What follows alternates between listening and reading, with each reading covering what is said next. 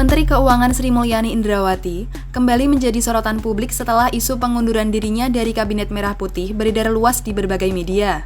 Namun, saat dimintai konfirmasi langsung oleh wartawan pada Rabu 12 Maret 2025 malam, Sri Mulyani hanya melemparkan senyum kecil tanpa sepatah kata pun, seolah membiarkan spekulasi terus bergulir akan dirinya. Kala itu, Sri Mulyani baru saja menghadiri acara buka puasa bersama Presiden Prabowo Subianto di Istana Kepresidenan. Sejumlah wartawan yang sudah menunggu di lokasi langsung menghujaninya dengan pertanyaan seputar kabar mundurnya dari jabatan Menteri Keuangan.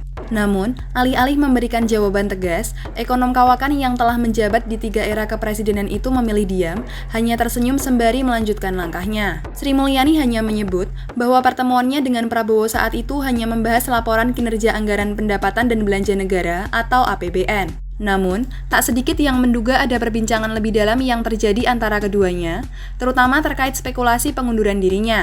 Sri Mulyani Indrawati bukan sekadar nama di jajaran birokrasi Indonesia, ia adalah simbol ketegasan, reformasi, dan ketahanan ekonomi. Lahir di Tanjung Karang, Lampung pada 26 Agustus 1962, perjalanannya menuju panggung global dimulai dari Universitas Indonesia, tempat ia meraih gelar sarjana ekonomi pada 1986. Tak berhenti di situ, ia melanjutkan pendidikannya di University of Illinois at Urbana-Champaign, Amerika Serikat, hingga meraih gelar Master of Science in Policy Economics tahun 1990 dan PhD in Economics tahun 1992. Kecemerlangannya dalam kebijakan fiskal, keuangan publik, dan ekonomi tenaga kerja mengantarnya ke posisi strategis di dunia internasional. Pada 2002, ia terpilih sebagai Executive Director di International Monetary Fund atau IMF mewakili 12 negara Asia Tenggara.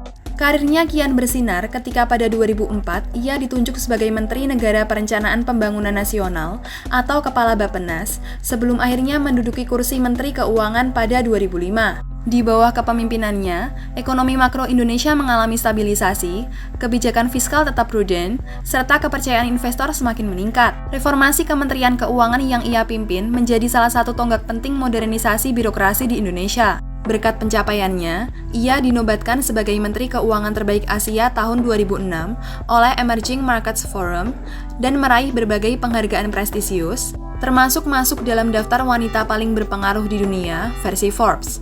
Namun kiprah Sri Mulyani tak hanya berkutat di dalam negeri. Pada 2010, ia dipercaya sebagai Direktur Pelaksana Bank Dunia, membawa kebijakan-kebijakan ekonomi inklusif ke tingkat global. 6 tahun kemudian, Presiden Joko Widodo kembali memanggilnya untuk menjabat sebagai Menteri Keuangan, menjadikannya salah satu tokoh ekonomi paling berpengaruh dalam kabinet. Selama kepemimpinannya, ia berhasil membawa Indonesia melewati berbagai tantangan ekonomi, termasuk krisis akibat pandemi COVID-19.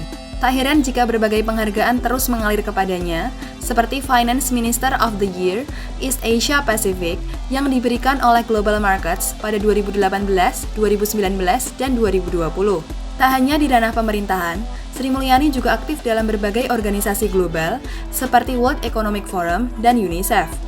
Dedikasinya dalam ekonomi dan perubahan iklim membawanya menjadi co-chair Coalition of Finance Ministers for Climate Action atau CFMCA pada 2021 hingga 2023. Puncak pengakuan atas kiprahnya datang pada Desember 2023 ketika ia dianugerahi gelar kehormatan Honoris Causa Doctor of Laws dari Australian National University atau ANU. Kemudian, pada Oktober 2024, dalam sebuah rekor kepemimpinan, ia kembali dipercaya sebagai Menteri Keuangan di bawah pemerintahan Presiden Prabowo Subianto, menjadikannya salah satu Menteri Keuangan terlama yang pernah menjabat dalam sejarah Indonesia. Dengan segudang pencapaian dan pengaruhnya yang mendunia, Sri Mulyani bukan hanya sosok teknokrat ulung, tetapi juga simbol ketahanan dan kecerdasan di tengah dinamika ekonomi global. Kemana langkahnya akan menuju selanjutnya setelah sempat diisukan mundur, dunia pun menanti.